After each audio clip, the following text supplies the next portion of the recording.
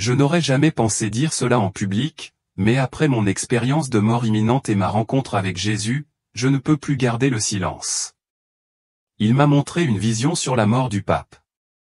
Et juste après cela, une série d'événements horribles envahiront le monde.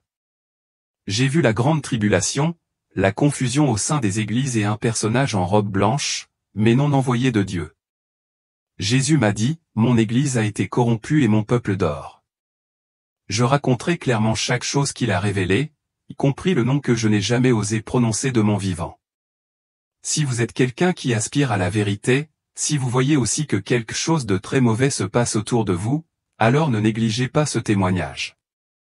Si votre cœur vous y presse, tapez Amen ou je crois en Jésus-Christ maintenant. Et si vous avez des doutes, écrivez-en un et partagez ce que vous en pensez. Je respecte votre vérité. Pour l'instant, je n'ai plus peur. La seule chose que je crains, c'est que beaucoup ne se réveillent pas à temps. Je m'appelle Michael. Je suis un prêtre qui a consacré toute ma vie à Dieu. Avant que tout n'arrive, ma vie était très ordinaire. Je vivais dans une petite ville tranquille du Missouri, où le matin les gens se saluaient dans la rue et le soir, toutes les maisons fermaient tôt. Chaque jour, je célèbre la messe, j'entends des confessions, je visite les malades et je donne quelques cours de catéchisme aux enfants. Tout se répète régulièrement, comme le rythme des cloches des églises. L'événement qui a changé ma vie, je peux le dire, a eu lieu le dimanche des Rameaux. Je me souviens encore très clairement de ce matin-là. Le temps était étonnamment beau. L'église était remplie de monde, d'enfants tenant des feuilles de palmier et d'adultes chantant joyeusement. Je portais une robe rouge et conduisais le cortège. Après la cérémonie, je suis retourné à la sacristie comme d'habitude. J'ai enlevé mes vêtements et je me suis lavé les mains. Et puis, de façon inattendue, la douleur est arrivée. Sans surprise, pas intensément, juste un pincement soudain. Puis un autre pincement au cœur. Je m'appuyais contre le lavabo, essayant de respirer. La sueur a commencé à tremper le dos de ma chemise. Je pensais que ce devait être juste l'épuisement dû à la cérémonie bondée, mais je sais que quelque chose ne va pas. Je veux appeler quelqu'un, mais je ne le fais pas. Je ne veux pas faire de scène. J'essaie de faire quelques pas supplémentaires, puis je ne vois plus rien. Tout s'efface. Je ne sais pas le moment exact où j'ai quitté mon corps. Je me souviens juste, après un clin d'œil, comme si quelqu'un avait éteint un interrupteur. Je ne ressentis soudain plus rien. Pas de poids, pas de battement de cœur, pas de souffle. Mais étrangement, je sais toujours que je suis moi. J'existe, pleinement conscient et étonnamment lucide. Et puis je me vois, mon corps allongé de côté sur le sol du sanctuaire. Quelques paroissiens se sont précipités, certains s'agenouillant pour me secouer, certains m'appelant en tremblant, et d'autres paniqués en appelant à l'aide. J'ai vu quelqu'un pratiquer la RCR tandis qu'une autre personne étendait une robe comme pour me garder au chaud. Des appels, des cris et le bruit de la porte qui s'ouvre à plusieurs reprises. Mais moi, debout au-dessus, regardant en bas, je n'avais pas peur. Au contraire, j'ai ressenti quelque chose que je n'avais jamais connu auparavant. Une paix profonde, chaleureuse et douce qui donnait l'impression à mon âme de fondre. J'ai regardé mon corps et une pensée très claire a résonné dans mon esprit. Je suis mort. Ce n'était ni une lamentation ni un sentiment de panique, juste une simple et paisible prise de conscience. J'étais mort. Et bizarrement, je n'avais pas du tout peur. Peut-être pour la première fois de ma vie, j'ai l'impression de rentrer à la maison. Je me sens attiré par une lumière au loin. Pas le genre de lumière provenant d'une ampoule ou du soleil, mais une sorte de lumière vibrante. J'ai été attiré vers cela. Et plus je m'approchais, plus je me sentais léger, purifié et capable d'être moi-même. Puis je me suis approché et j'ai réalisé que la lumière n'était pas seulement de la lumière. C'était un être, une présence. Et quand je me suis approché, j'ai vu la forme.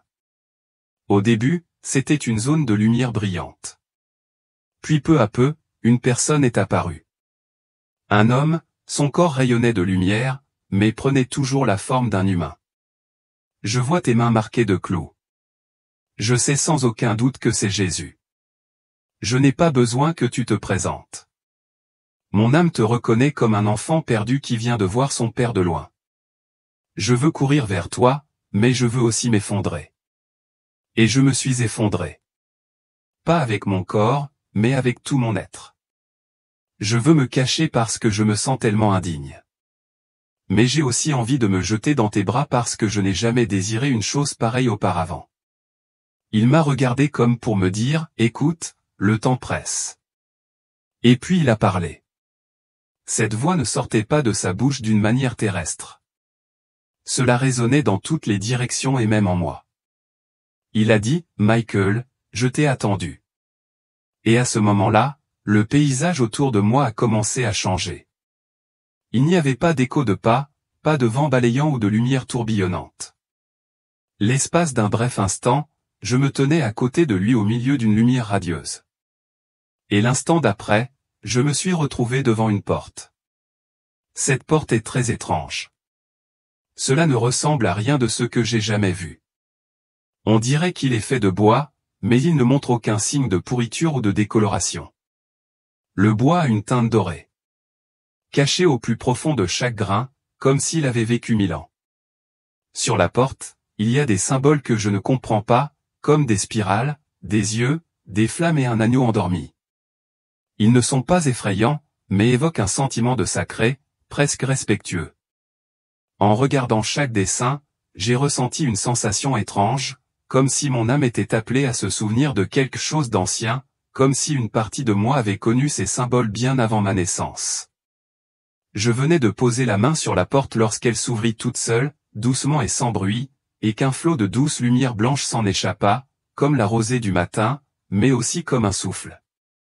Je me suis tourné vers Jésus.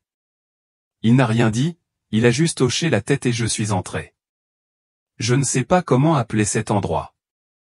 C'était à la fois comme une bibliothèque et comme un sanctuaire, et comme un royaume au-delà du concept d'espace. Les imposantes étagères s'étendaient à l'infini sans aucun point d'arrêt en vue. Ils ne restent pas immobiles. Ils bougent doucement, comme s'ils respiraient eux-mêmes. La bibliothèque n'est pas faite de bois ni de métal, mais plutôt de quelque chose de vivant et de très ancien.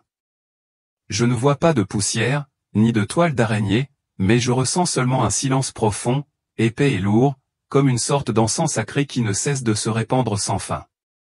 Chaque livre a une âme. Je ne sais pas comment l'exprimer correctement, mais je sens très clairement qu'ils ne sont pas seulement destinés à lire, mais à vivre avec. Quelques livres flottent dans les airs, ouvrant leurs pages, puis fermant, comme s'ils se murmuraient, des mots d'un langage au-delà du langage.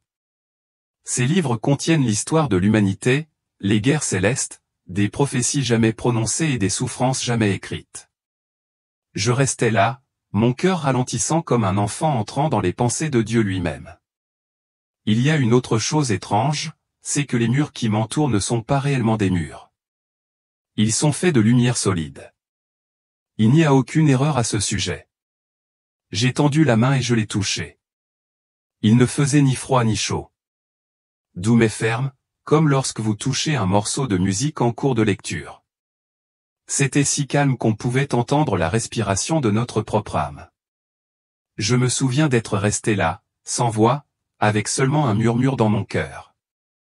Mon Dieu, je ne comprends rien, mais je sais que je me trouve dans un endroit qui n'est pas destiné aux vivants. Je me sens petite, très petite, mais je ne suis pas dépassée. Je suis entouré de la présence de la plus grande chose que j'ai jamais osé imaginer. Et puis, au milieu de cet espace, je vois une table. La table était assise en plein centre. Il n'y avait ni poussière, ni rayures. Il y avait dessus un énorme livre. Je venais de poser mes yeux dessus, à peine capable de respirer profondément. Lorsque le livre s'est ouvert tout seul, instantanément, chaque page a commencé à se tourner d'elle-même. Très lentement, avec un doux bruissement, comme le tissu d'un vêtement touchant le sol lors d'une cérémonie. Je sens mon cœur se serrer. C'est comme si on allait me montrer quelque chose que seuls les morts peuvent voir, quelque chose dont personne n'a osé parler. J'avale difficilement. Jésus est toujours debout à mes côtés. Il pose une main sur mon épaule. Je me souviens très bien de cette sensation, chaleureuse, lourde, mais légère comme une invitation irrésistible. Il a dit, « Michael, tu verras des choses qui ne sont pas faciles à entendre, ni faciles à croire, mais tu dois voir parce que le monde a besoin que tu le saches. Votre foi doit être encore plus approfondie. Et ce que vous voyez ne doit pas être craint, mais être préparé. » Je ne sais pas comment décrire ce sentiment avec précision. Lorsque je me tiens à côté de Jésus dans une atmosphère si rayonnante qu'on a l'impression de respirer l'essence même de la vie divine, le livre d'or devant moi commence à se tourner vers les pages suivantes. Ce n'est pas dû au vent, ni à aucune main. Mais chaque page continue de se dérouler comme si l'histoire elle-même racontait chaque douleur, chaque conspiration, chaque fissure de l'âme humaine, comme un fleuve imparable du destin. Et puis j'ai vu le Vatican, mais ce n'est pas du Vatican dont je me souvenais. Solennel, vibrant, rempli du son des prières. C'était un Vatican en deuil. Cette scène m'a transpercé le cœur. Les cloches disaient que chaque sonnerie était comme une tranche dans le cœur de ceux qui avaient chéri notre Père commun. J'ai vu les images de drapeaux en berne. Fleurs blanches. Les gens se sont rassemblés sur la place Saint-Pierre. Ils n'étaient pas bruyants et ne criaient pas, mais les sanglots étouffés, profonds, résonnaient dans leurs âmes. Il y a des visages âgés, les larmes coulant, non lavés. Il y a des jeunes qui s'accrochent fermement à la barricade, comme s'ils craignaient que s'ils abandonnaient le Vatican, leur foi ne leur échappe. Je ressens très clairement cette douleur. Il ne s'agit pas seulement de la douleur de perdre un individu, mais de la douleur de toute une âme collective, comme si le monde venait de perdre un père sacré. Le dernier à avoir entretenu la flamme dans l'obscurité de la nuit. Le pape François est décédé. Je me suis tourné vers Jésus avec l'intention de demander quelque chose. Mais avant que je puisse parler, une pensée claire comme un décret divin surgit en moi. C'est le départ du législateur. Ce mot a semblé réveiller quelque chose de très profond en moi. C'est une fin, une étape importante. Je sens le monde osciller, puis se briser en petits morceaux. Dans ma vision, je vois des images se dérouler les unes après les autres. Une grande nation éclate en protestation, la monnaie chute de manière incontrôlable, les gens se battent pour des miches de pain. Ah, et dans les grandes villes, la fumée et le feu se propagent suite à des affrontements incontrôlables.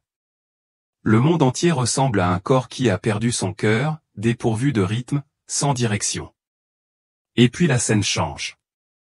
Je me tenais dans une salle de marbre froide, réalisant qu'il s'agissait du conclave papal. Les gens en robe rouge discutaient, mais je ne pouvais pas sentir le Saint-Esprit là-bas. Au lieu de cela, il y avait des tensions, des soupçons et des compromis. Je les entends parler beaucoup. Mais ce que j'entends n'est pas une distinction basée sur la prière ou la foi, mais plutôt un calcul. Je ne sais pas comment, mais j'entends même les conversations tacites, les poignées de main en coulisses, les appels à moderniser et à mettre à jour les enseignements pour les adapter au monde. J'ai entendu un cardinal murmurer, « Si nous ne changeons pas, l'Église deviendra une chose du passé. » Quelqu'un d'autre a dit, « Nous avons besoin d'une personne jeune et forte, libre de toute tradition. » Ces mots m'ont fait froid dans le dos, non pas à cause des nouvelles idées, mais à cause des motivations cachées derrière elles. Et puis il est apparu. C'était un nouveau pape. Il était jeune, très charismatique, marchant avec assurance comme un homme politique entrant au Congrès. Les gens ont applaudi. Les médias ont fait le buzz. Les prêtres inclinèrent la tête. Mais quand je l'ai regardé dans les yeux, j'ai ressenti un frisson.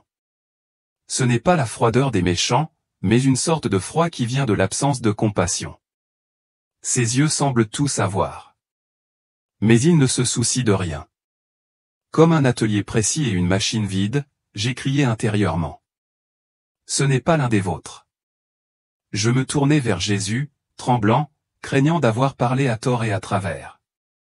Mais il se contenta de hocher légèrement la tête. Son regard lui faisait mal.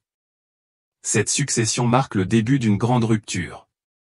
Je veux dire quelque chose. Je veux plaider. Mais le livre tourne. La page suivante apparaît. La troisième vision commence. Cette fois, je vois de nombreuses églises partout dans le monde, mais elles ne sont plus ce qu'elles étaient. Certains sont brisés, les flammes rugissent dans la nuit. Les statues de Mère Marie et de Saint Joseph furent renversées et brisées en morceaux. À certains endroits, les croix ont été démontées, remplacées par des symboles abstraits comme un cercle de lumière, une figure en méditation ou le symbole de la terre. J'ai vu des gens entrer, non pas pour prier, mais pour se rassembler et discuter de questions spirituelles du monde. J'ai vu une ancienne église d'Europe transformée en musée où les touristes riaient et discutaient en prenant des photos devant l'autel qui offrait autrefois l'Eucharistie. Dans une autre église, j'ai vu les autels démontés, remplacés par une petite scène. Un homme en tenue de prêtre a souri et a dit, « Nous évoluons. La foi doit évoluer. » La foule a applaudi. Quelqu'un a crié, « Plus de jugement. Plus de repentir, seulement de l'amour. » Je vois les prêtres et les évêques que j'admirais autrefois prêcher, toujours vêtus de leurs robes, mais leurs paroles n'ont plus de pouvoir. Ils évitent de mentionner le péché. Ils surplombent la croix. Ils ne parlent que de tolérance, mais c'est une sorte de tolérance aveugle qui ne fait pas de distinction entre le bien et le mal. J'ai envie de courir vers eux et de les secouer. J'ai envie de crier, « Vous trahissez Dieu. Vous laissez les brebis s'égarer sans oser dire un mot d'avertissement. » J'ai fondu en larmes. Les larmes semblaient brûler. Pas seulement à cause de la douleur, mais aussi de l'impuissance. J'avais consacré toute ma vie à l'Église. Aimer l'Église comme j'aimais mon propre corps. Et pourtant, maintenant, ce corps se déchire. Pièce par pièce. J'ai regardé Jésus. Il pleurait aussi. Mais son regard n'était pas aussi désespéré que le mien. Ce regard était à la fois triste et déterminé, comme s'il savait tout et aimait toujours inconditionnellement. Je me suis tourné vers vous, ceux qui écoutiez mon histoire. Et je dois vous demander sincèrement, si vous étiez vous-même témoin de ces choses, que feriez-vous? Seriez-vous prêt à garder le silence et à appeler cela du progrès? Ou vous lèveriez-vous ne serait-ce que par la prière pour demander à l'Église de revenir à la vérité? Avez-vous le courage de le faire? Merci de commenter Amen pour déclarer que j'en ai la force. Merci. La vision suivante a commencé lorsque le livre d'or s'est tourné vers une nouvelle page. Sans que personne ne la touche, avant que je puisse prendre une profonde inspiration, la scène m'entoura l'esprit comme un grand courant d'eau s'écoulant à travers la porte entr'ouverte. Devant moi se trouve une carte du monde, mais elle ne ressemble à aucune carte que j'ai jamais vue dans les manuels scolaires ou en cours de géographie depuis mes années d'école. C'est vibrant et douloureux. Je sens un brouillard noir recouvrant presque toute la surface de la Terre. Si épais et dense que je peux sentir la puanteur de la pourriture et du désespoir qui monte de dessous. Il ne s'agit pas d'un brouillard physique, mais d'une forme d'obscurité vivante et intelligente, d'une pression qui pèse sur l'esprit humain, comme si chaque morceau de terre était étroitement lié par des chaînes invisibles, étouffant le souffle et l'espoir des âmes qui y vivent. Dans cette brume, j'ai vu de petits points rouges clignotants, initialement dispersés, mais devenant progressivement de plus en plus denses. Jésus a posé sa main sur mon épaule et quand il m'a touché, j'ai immédiatement compris que c'étaient des endroits qui gémissaient de douleur, de persécution, de guerre, de tromperie spirituelle. Non seulement je le vois, mais je le ressens aussi. J'ai l'impression que quelqu'un me serre le cœur avec deux mains froides. La douleur est si intense que j'ai envie de crier, mais aucun son ne vient. Chaque point rouge représente un cri silencieux. Une vie écrasée sous les rouages d'un système invisible qui domine le monde. Il y a quelques endroits que je reconnais, Gaza, Alep, Caracas, la Corée du Nord. Mais il y a des régions dont je n'ai jamais connu le nom et qui brûlent tout aussi rouge. Aucun endroit n'est épargné. Jésus ne dit rien à ce moment-là, mais son silence résonna en moi comme un verdict, une douleur indescriptible. Il m'a pointé du doigt et j'ai été entraîné dans la deuxième vision. Je vois Paris, mais pas le Paris des Lumières, des ponts romantiques, ni le son de l'accordéon au bord de la Seine. C'est un Paris englouti dans la fumée et les flammes. Pas encore endommagé, mais cette fois non pas à cause d'un accident, mais à cause de la haine. Les rues sont chaotiques avec des foules qui protestent, crient et vandalisent. Un prêtre est traîné sur la place, sa robe déchirée et le visage trempé de sang. Je vois clairement que ses yeux ne sont pas remplis de peur, mais de pardon. Même lorsqu'il était battu, il priait toujours, pardonnez-leur. Ses lèvres bougeaient ainsi.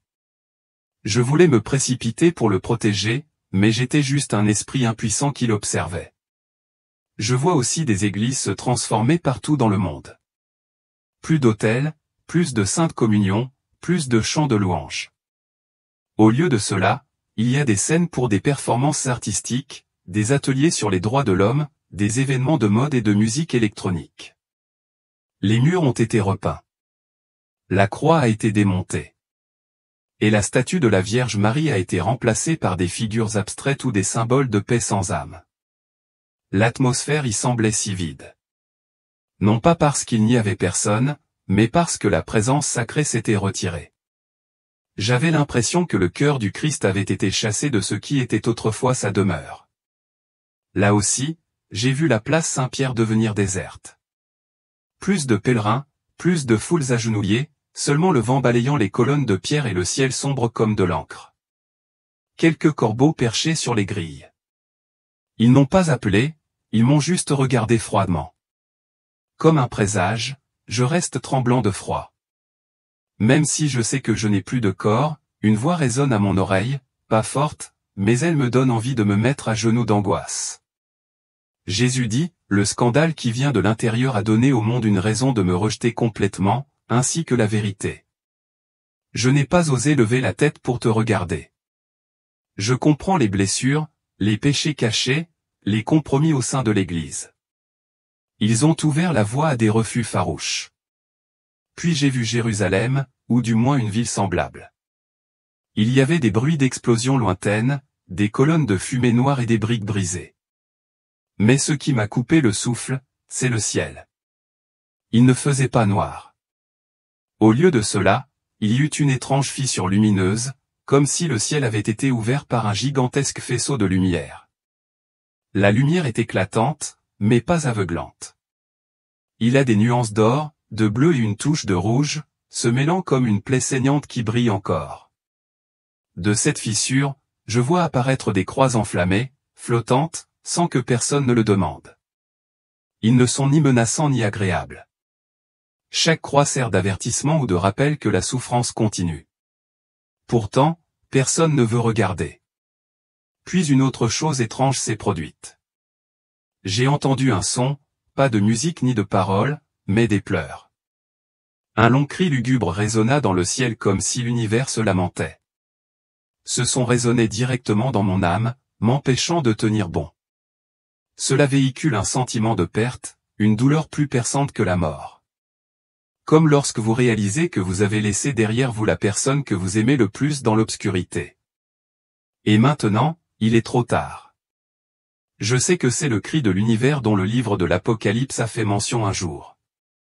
J'entends passer les étoiles filantes, mais chaque étoile ne passe pas à toute vitesse. Au lieu de cela, il semble gémir. Ce son est comme celui d'un enfant qui pleure la nuit. Abandonné. Je me suis retourné pour regarder Jésus. Son visage était mouillé de larmes. Il parlait doucement, comme s'il chuchotait à toute l'humanité. La grande tribulation a commencé. Très peu de gens sont prêts. Je suis resté là, le cœur brisé. Pas seulement pour le monde, mais parce que je n'avais jamais vraiment été prêt non plus. Cher ami, si vous entendez ceci, veuillez faire une pause un instant. Fermez les yeux et demandez-vous, est-ce que je le connais vraiment? Suis-je prêt? Parce que la vision que je vois n'est pas une chose lointaine. Cela arrive. Cela a commencé. Et c'est peut-être vous qui êtes prévenu. Non pas avoir peur, mais se préparer. La vision suivante est un témoignage douloureux. Comme si chaque lueur d'espoir s'effaçait peu à peu au cœur du monde. Je vois les enfants, l'âge où je croyais autrefois qu'ils porteraient le flambeau de la foi. Marchant désormais dans l'obscurité épaisse, pris dans des idéologies erronées, les théories, les mouvements, les idéaux progressistes qu'ils apprennent à l'école, sur les réseaux sociaux et auprès des adultes qui les entourent les éloignent tous de Dieu, de la lumière. Ces enfants ne connaissent plus le respect de la foi. Et ils ignorent les valeurs sacrées que nous, les adultes, avons préservées. Je les vois, ces yeux dépourvus de l'éclat de la curiosité ou du désir de comprendre Dieu, ne montrant que de l'indifférence et un manque total d'intérêt. La liberté de penser est devenue leur slogan. Mais ce n'était pas la vraie liberté. Il s'agissait plutôt d'éliminer toutes les limites. L'absence du sacré et seulement des choses stériles et dénuées de sens subsistaient. Les idéologies ont remplacé la foi comme le matérialisme, le socialisme extrême et surtout l'individualisme qui vénère les biens matériels. Aucun d'eux n'a pu saisir le sacrifice du Seigneur sur la croix. Et ces enfants apprennent à haïr les croyances de leurs grands-parents et de leurs parents, à haïr tout ce qui concerne Dieu. Dans les salles de classe, ils sont obligés de considérer Dieu comme un concept dépassé et irrationnel dans le monde moderne. Les images des saints et des événements bibliques sont boudées et ridiculisées. Je les vois debout parmi les enseignants, ne donnant pas de sermons sur l'amour et le sacrifice, mais plutôt livrant des critiques qui rejettent toutes les valeurs sacrées. Ce lavage de cerveau n'est pas seulement un processus conscient mais aussi un changement complet de perception, les rendant incapables de reconnaître la vérité même lorsqu'elle est juste devant eux. Mais ce qui m'horrifie le plus, c'est l'humiliation publique de la Bible. J'ai vu un site que je ne pourrai jamais oublier. Des Bibles déchirées sur les réseaux sociaux. Pages piétinées. Des versets sacrés moqués par des commentaires moqueurs. Nous avons déjà surmonté tout cela, disent les gens. Et la Bible n'est qu'une relique du passé. Je ressens clairement que la haine, cette offense n'est pas seulement un manque de respect, mais une rupture totale avec la racine de la vie sacrée. Quant aux temples que je vois dans la vision, ils ne sont plus des lieux de culte. Je ne peux pas les appeler églises car il n'y a pas de présence de Dieu. Même ces grands bâtiments luxueux ne sont plus que des lieux bondés avec de la musique qui joue sans arrêt et des applaudissements retentissant comme lors d'un concert, mais manquant de sainteté. Les gens qui viennent là-bas ne cherchent pas le salut, mais simplement un réconfort passager et de creux encouragements. Ils ne veulent pas entendre parler de péché, de repentance, de croix. Les sermons qui ne parlent que de réussite, de devenir riche, de dépassement de soi agissent comme un remède aux problèmes spirituels sans jamais aborder la question fondamentale, la nécessité du salut. Je vois de faux miracles, des gens prétendant guérir, mais ces miracles sont mis en scène et mis en valeur. Je vois des gens guérir, mais ils ne sont que des acteurs dans une pièce de théâtre. Avec le soutien de la lumière, de la musique et des acclamations de la foule, ils ne souffrent pas vraiment, ni vraiment malades. Ils jouent simplement un rôle. Et j'ai réalisé qu'il y avait une source sombre qui contrôlait tout. Ces miracles ne sont pas venus du Saint-Esprit, mais d'une autre puissance, imprévisible et inexplicable. Dans cette vision, j'ai entendu une voix étrange, mais elle ne venait pas du Saint-Esprit. Ce n'était pas sa voix, ni la voix de l'amour et du salut. C'étaient des sons vides, dépourvus d'amour, dépourvus de pouvoir divin. Je reconnais la différence marquée entre les vrais et les faux sons étrangers. Le faux son étranger est froid, sans âme, et a même un soupçon de malice, comme s'il se moquait du sacré. C'est une tromperie sophistiquée, totalement séduisante. Et puis j'ai senti un frisson me parcourir. J'avais envie de crier, j'avais envie de m'enfuir, mais je ne pouvais pas. Je ne pouvais pas échapper à cette vision. Une vague de désespoir monta en moi. Je pouvais ressentir ma propre impuissance. Les gens que j'aimais étaient trompés.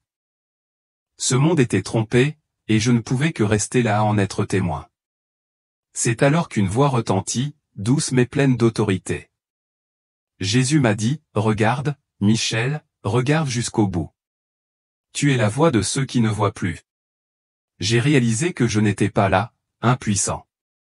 Je suis témoin. Et peut-être que je fais aussi partie du salut. Vous m'avez confié une mission. Et je comprends que même si le monde est sombre, je dois toujours être une petite lumière. Tout comme vous avez été une lumière pour moi, ce sentiment n'est pas le mien, mais le salut des âmes perdues. C'est une mission que je dois accepter. Malgré la douleur, malgré les difficultés, il me l'a fait comprendre. Et je ne peux pas fermer les yeux. Je vais continuer à voir. Je continuerai de rester ferme pour dire à ceux qui ne peuvent plus voir que c'est la vérité. C'est ainsi. Juste après, toutes ces images ont commencé à se figer, comme si tout dans l'espace et le temps avait cessé de bouger. Le livre qui contenait d'innombrables visions et vérités se ferma lentement avec un son doux, sans aucun son. Il y a un profond silence, comme un trou noir engloutissant tout. Ce sentiment est un silence hurlant. Un silence pesant, étouffant, comme si la vérité qui vient d'être vue était comprimée, incapable de être mise en mots. Je me tenais là dans un espace incroyablement vaste, mais je me sentais exceptionnellement petit. Tout autour de moi semblait rétrécir et je n'étais qu'une âme fragile debout au milieu de la grande tempête du temps et de l'espace. Le sentiment d'engourdissement augmente non pas à cause de la peur mais à cause de l'impuissance. Les images, les événements qui viennent de se produire restent encore gravés dans mon esprit et je ne peux rien faire pour les changer. Je ne peux que rester là à témoigner. Jésus se tient à mes côtés, son regard partageant la douleur que je ressens. Comme s'il comprenait que je ne peux pas supporter toutes ces souffrances, il s'est tourné vers moi doucement et m'a dit, « Une grande tromperie va se produire. Elle portera le masque de la paix et du progrès. » Ces mots, doux mais puissants, continuèrent de résonner dans mon esprit alors qu'il me conduisait hors de la pièce. La sensation de l'espace environnant a commencé à changer, comme si je sortais d'un cauchemar et pénétrais dans un autre monde. Je n'ai plus l'impression d'être debout sur le sol, mais plutôt de me déplacer dans un couloir sans fin fait d'étoiles brillantes et brillantes. Chaque étoile représente un symbole de vérité éternelle. L'immensité de l'univers est immense. Mais je sens que chaque pas que je fais est un pas vers un nouvel horizon de compréhension et de douleur. Nous sommes entrés dans un autre espace, un endroit comme un balcon dans le ciel. Le paysage en contrebas n'était pas le sol, mais un espace cosmique sans fin où les étoiles n'étaient plus des points de lumière scintillants, mais d'immenses sphères menaçantes. Je ne peux pas l'expliquer clairement, mais c'était comme une scène cosmique où tout ce qui allait se passer avait déjà été prédéterminé. Puis j'ai vu au milieu de cet espace un groupe d'âmes sombres se rassemblant. Ce n'étaient pas des créatures claires, mais plutôt une obscurité indistincte, de forme méconnaissable, possédant pourtant un pouvoir invisible qui me faisait trembler. Ces âmes, je le sais, ne sont pas des anges de Dieu, mais d'anciennes forces malveillantes. Des anges déchus se rassemblent pour réaliser leur plan final. Leur manteau scintille comme de l'or, mais je sais clairement que ce n'est qu'une façade de gloire. Ce manteau cache la vérité, cachant la nature sombre qui s'y trouve. Ils se parlaient dans une langue que je ne comprenais pas, mais je pouvais ressentir l'intention et le contenu de la réunion. Chaque mot qu'ils prononçaient était comme une flèche tirée directement dans mon âme, me faisant ressentir l'invasion et la tromperie qu'ils préparaient. Leur plan ne visait pas seulement un domaine spécifique, mais l'humanité tout entière. Ils discutent des façons de manipuler les gens à travers la famille, le genre, l'identité humaine, l'histoire, la science, l'art, les médias et la vérité. Chacun de ces domaines deviendra pour eux un outil pour mener à bien le déclin spirituel, pour faire oublier Dieu et s'oublier soi-même. Leurs décisions affectent non seulement les personnes participant à cette réunion, mais créent également des ondes invisibles qui impactent le cœur et l'esprit de chacun sur Terre. Je sens le changement, la torsion dans les âmes. Je sais que leur tromperie circule comme un courant dans chaque âme, chaque famille, chaque nation, transformant les gens en instruments inconscients du mensonge. Jésus dit, d'une voix basse de douleur, c'est le conseil des architectes de la tromperie ultime. Il désigna ces âmes sombres. Et j'ai réalisé qu'ils opéraient non seulement en surface, mais aussi dans les coulisses, façonnant la structure même de la personne dans son ensemble. Ils influencent directement tous les domaines de la vie. De l'éducation au divertissement, de la politique aux médias, chacun de ces domaines est manipulé pour servir un seul objectif. Affaiblir la foi et brouiller la frontière entre la vérité et le mensonge. Le plus horrible, c'est quand je réalise que cette tromperie a infiltré même l'Église. Les pasteurs et les évêques que je respectais autrefois en sont désormais complices, consciemment ou inconsciemment. Je les vois debout dans les salles des églises. Mais au lieu de répandre la parole de Dieu, ils prêchent la réussite matérielle, la tolérance aveugle, les faux miracles. Je ressens une douleur indescriptible, comme si un couteau s'enfonçait profondément dans mon cœur. Je revois des visages familiers, ceux que j'appelais autrefois frères, ceux en qui j'avais confiance. Ce sentiment fait maintenant partie de cette tromperie et est horrible. Je ne peux pas comprendre comment ils ont pu être trompés à ce point. Mais ensuite je réalise que tout cela fait partie d'un plan plus vaste. Un plan minutieusement calculé, la tromperie vient comme une solution. Les problèmes qu'il crée, exagérés, sont alors suivis de solutions qui semblent raisonnables mais ne reposent pas sur la vérité. Par exemple, l'unité religieuse sous la bannière de l'amour et de la tolérance, mais sans la présence de Jésus-Christ. Fils unique de Dieu, la paix qu'il promet est en réalité la suppression de toutes les différences sans distinction du bien et du mal selon la parole de Dieu. Et la sécurité qu'ils offrent n'est que contrôle et oppression. Puis j'ai vu un nouveau mouvement. Un mouvement unissant les religions sous la bannière de l'amour et de la tolérance. Les promesses de paix et de prospérité résonnaient partout. Mais tout cela semblait si vide. Parce que lorsqu'ils célèbrent l'amour, Jésus leur manque. Il leur manque la croix. Il leur manque la distinction entre la vérité et le mensonge. L'évangile est dilué, devenant une philosophie de vie positive, un code moral commun. Mais il n'a plus le pouvoir transformateur et la nature surnaturelle que Dieu lui a donnée. Dans ce mouvement, un jeune leader a émergé. Il a captivé la foule avec des paroles puissantes, avec de faux miracles, promettant paix et prospérité. Mais j'ai remarqué une différence marquée entre lui et le vrai Jésus. Il n'est pas humble. Il ne supporte pas les difficultés. Il n'exige pas de sacrifice, mais recherche seulement la gloire et le pouvoir. Des millions de personnes l'applaudissent non pas parce qu'elles voient la vérité mais parce qu'elles veulent être acceptées. Ils en ont assez de la vérité désagréable. De vrais disciples de Jésus. Ceux qui restent fidèles à leur foi sont considérés comme dépassés et fanatiques. Ils sont relégués aux marges, cachés et rejetés. Et je comprends que l'humanité soit tentée au point de croire que l'ennemi n'existe pas. Que cette tromperie n'est pas réelle. Mais la vérité, comme Jésus l'a prévenu, est cachée au plus profond de ces ténèbres, et seuls ceux qui peuvent voir la reconnaîtront. L'humanité est tentée de croire que l'ennemi n'existe pas, Jésus a dit, et j'ai ressenti l'urgence de ces paroles. Finalement, une fois toutes les visions fermées, j'ai ressenti une force puissante, une attraction soudaine m'éloignant de la lumière. Ce n'était pas comme ce que j'avais vécu en quittant ce monde. Il n'y avait ni douceur, ni paix comme à mon entrée.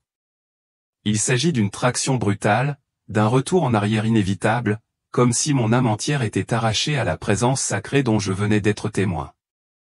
À ce moment-là, j'ai eu l'impression d'être aspiré dans un espace exigu où la lumière et le son disparaissaient.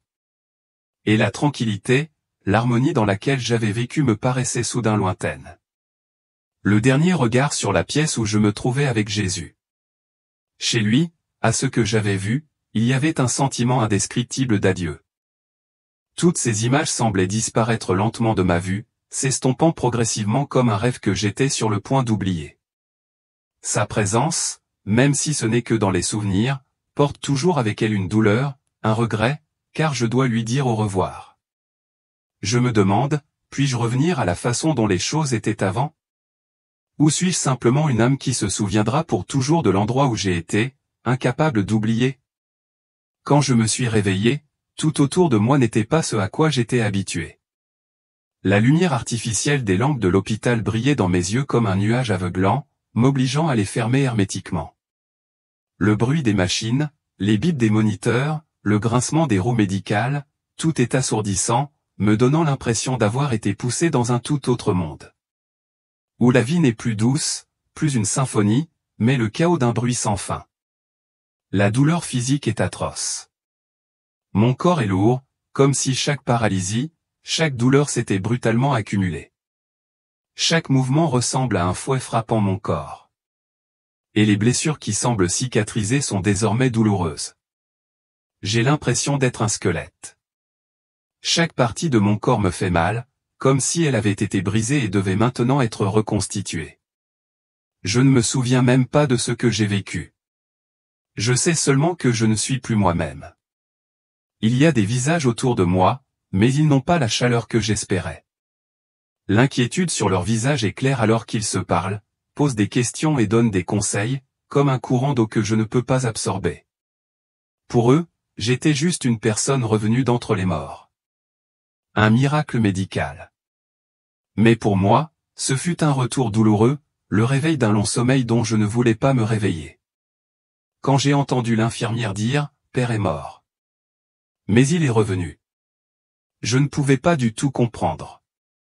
Ces mots résonnent dans mon esprit comme une histoire tissée de douleur, de séparation et de peur. Je n'ai pas l'impression d'être revenu. J'ai l'impression d'être arraché à une partie importante de moi-même. Je suis mort, mais je n'ai pas l'impression d'être revenu à la vie. Je suis revenu, mais je suis différent. C'est tout ce que je peux dire de moi pour le moment. Ce n'est pas seulement mon esprit qui a changé. Ce changement a également affecté ma façon de percevoir le monde. Les couleurs ne sont plus aussi vives qu'avant. Et les sons ne sont pas aussi joyeux que dans mes souvenirs. Tout semble s'effacer et je ne vois plus clairement que ce que j'ai vécu. Quelque chose est mort en moi. Une certaine innocence, un réconfort dans mon ancienne vie où je pouvais rire, où je pouvais vivre sans trop réfléchir. Mais maintenant, je ne parviens plus à trouver cette paix. Au lieu de cela, je sens un énorme fardeau peser sur mes épaules, comme une pierre qu'on ne peut pas jeter, dont on ne peut pas s'échapper facilement. Mon âme, ayant été élargie et éclairée dans le domaine de la lumière, a maintenant l'impression de ne pas pouvoir rentrer dans ce corps fini. Il semble rétréci, comme un costume trop grand pour une petite silhouette. Chaque mouvement, chaque pensée semble étouffée par ce corps même. Je peux clairement ressentir le conflit entre mon âme et ce corps physique. Mon âme a changé pour toujours et je ne peux pas revenir à ce qu'elle était avant. Dans les premiers jours après mon réveil, je me sentais comme un étranger dans ma propre vie. Je ne pouvais pas parler. Je ne savais pas par où commencer. Les mots d'une personne semblaient insuffisants pour exprimer tout ce que j'avais vu. Les gens autour de moi, les paroissiens, les collègues et même l'évêque sont tous venus me rendre visite. Mais je n'ai pas trouvé de moyen de communiquer avec eux. Ils m'ont demandé ce que ça faisait de revenir sur ce que j'avais vécu, mais je n'ai pas pu répondre. Chaque mot semblait trop petit par rapport à ce dont j'avais été témoin. Je me sens seul. Même si je suis entouré de gens gentils, la légèreté de leur visage, la curiosité dans leurs yeux est si évidente, mais je me sens étrangement distant d'eux. L'isolement dans mon cœur est quelque chose que je ne peux pas effacer. Et je me demande si je pourrais un jour vivre comme avant, ou si je porterai toujours en moi une tristesse indescriptible. Ce désir sans nom ne cesse de monter en moi. Un désir de lumière, de clarté et de présence sacrée de Jésus. Une nostalgie d'un lieu qui ne peut être vraiment compris qu'après la mort. Une nostalgie d'une réalité que je ne pourrai pleinement expérimenter qu'une fois échappé aux limites du temps. Les images de la vision me reviennent encore dans les rêves. Dans mes pensées diurnes, elles sont vives et obsédantes, ce qui m'empêche d'y échapper.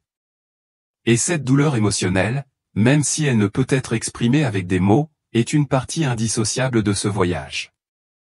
Je sais que le temps presse et je ne peux plus rester silencieux.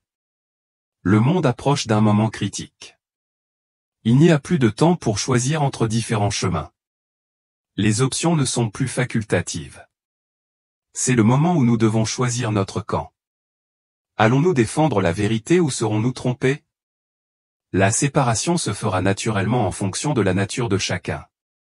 Ceux qui choisissent la vérité resteront fidèles à la vérité. Et ceux qui choisissent la tromperie seront engloutis par cette même tromperie. La fracture est inévitable et je sens que quelque chose se rapproche. Si vous avez écouté jusqu'ici, j'aimerais vous partager mon dernier appel. Je sais que le temps presse.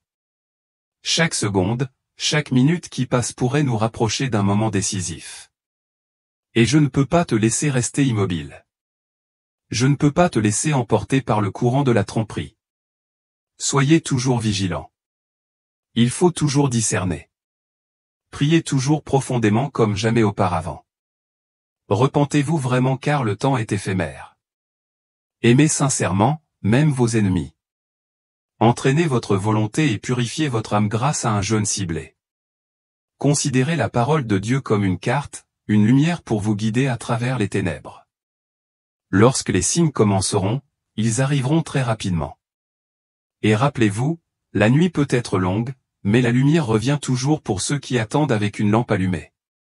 Mon voyage ne consiste pas à revenir à la situation d'avant. Je suis mort et je suis revenu, non pas pour revivre mon ancienne vie, mais pour me préparer à une nouvelle vie dans une nouvelle ère. Je ne peux pas revenir à la situation telle qu'elle était.